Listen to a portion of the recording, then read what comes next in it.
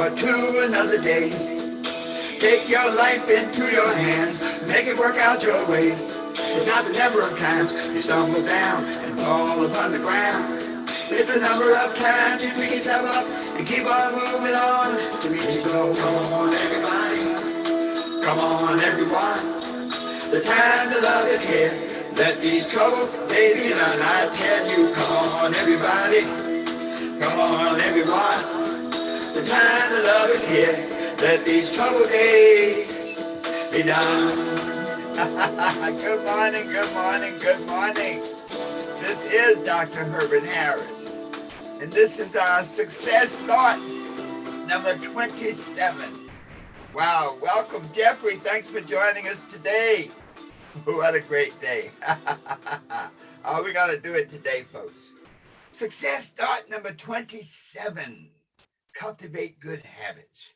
And this is based on our book, The 12 Universal Laws of Success. Wow.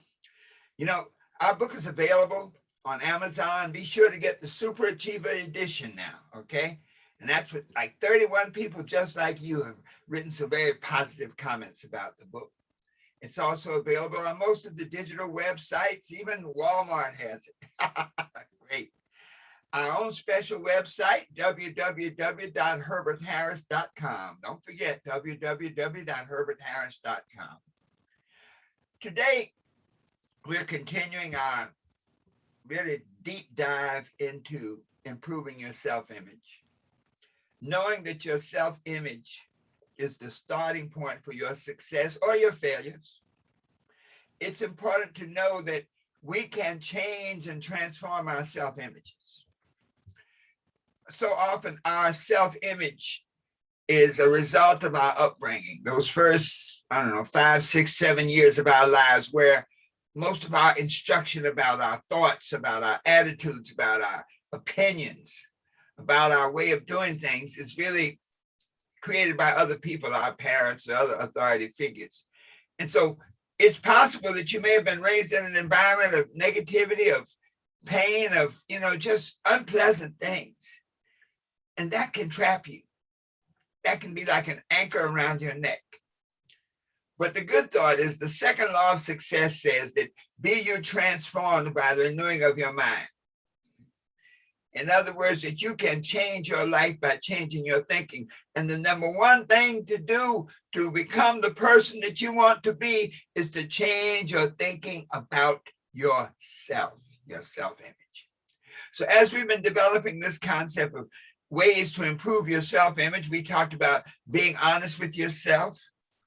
We talked about developing your imagination so that you can see more. If you can see more, you can be more. We talked about being able to relax and regenerate, to put yourself in a cycle of power and upliftment. Yesterday, we talked about having that winning feeling where, you walk through the world like a champion. You're like, I am the man, I am the boss, I am the leader, I am the one. Muhammad Ali said it so artfully. I am the greatest. And today we're going to talk about cultivating good habits. There are 4 things that determine where we go in life: our thoughts, our emotions, our habits, and our relationships. Today we're going to look at cultivating good habits. Habits are actions or behavior patterns that become automatic over time as a result of frequent repetition and consistency.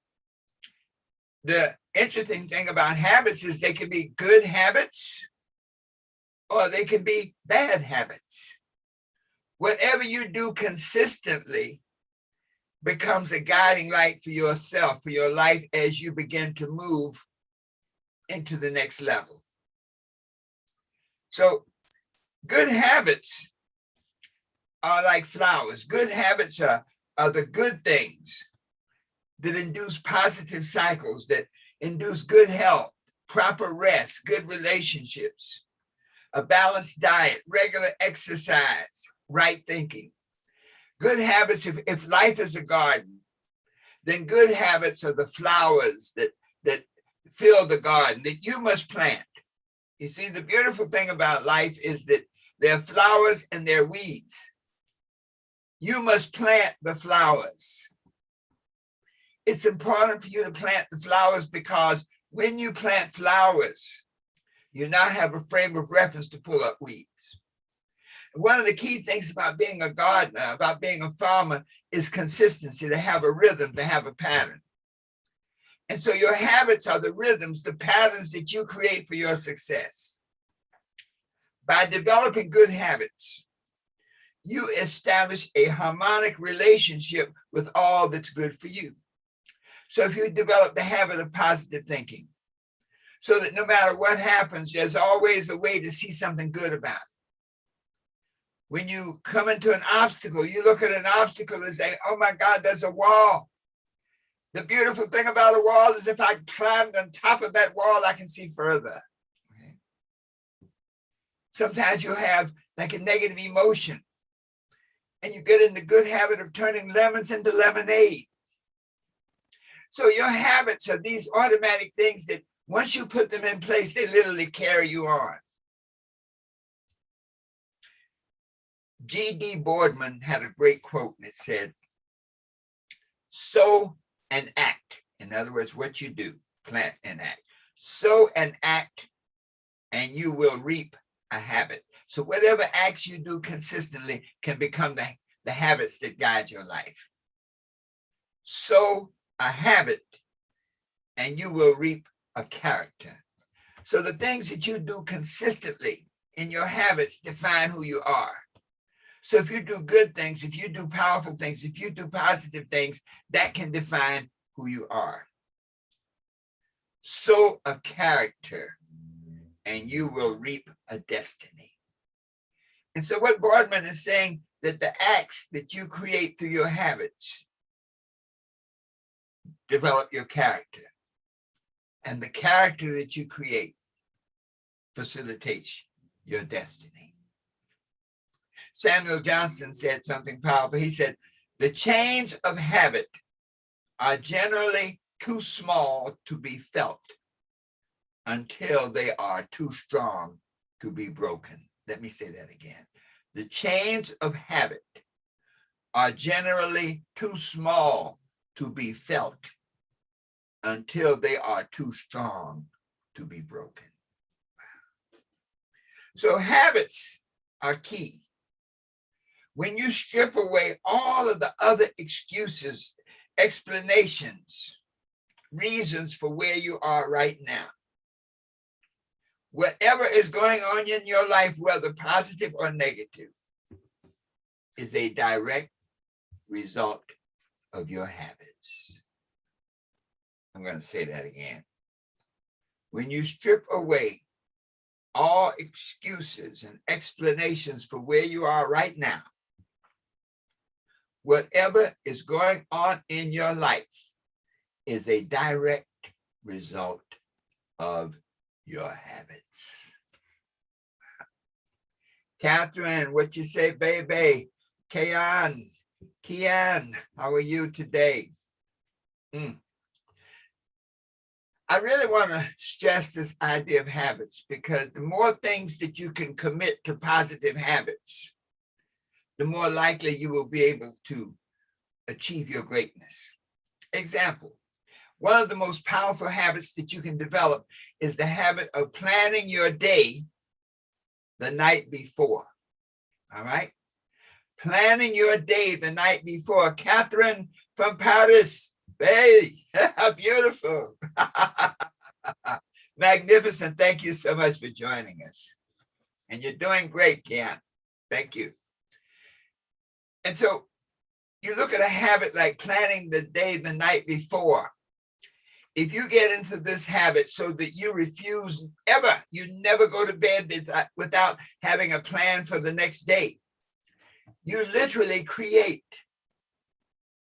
a blueprint for tomorrow. The interesting thing about that is when you plan the night before, when you plan the next day the night before, you give your subconscious mind that infinite connection to universal thought. You give your subconscious mind the ability to begin to work on it. And what you will find is that the next day goes more successfully because for some reason you have literally gotten a head start on it. Just writing it down and planning it out the night before creates a vibration that's working in your sleep. You know, you look at a horror movie before you go to bed, and sometimes that'll bring about nightmares because whatever those last thoughts are that in your mind before you go to sleep may penetrate your subconscious. But look at the positive side. If you write your plan and write, W-R-I-T-E, don't just think it. But if you write your plan for tomorrow, the list of things to do tomorrow and how you're going to do them the night before, your subconscious mind will be working while you're sleeping so that when you start out the next day, you'll pick up an extra 2 hours just because you can work efficiently and effectively. So the habit of writing out your plan for the next day, the night before, is a habit that can transform your life. If there's nothing else to get from today, write your plans the night before. This day, make a commitment that you will not lay down, you will not go to bed until you have a list of what you have to do tomorrow, until you focus on it, until you visualize it, and watch what happens in your life. I'd love to hear some of the results that you have. You know, when I give you some points like this, take them and put them into work. Put it to work.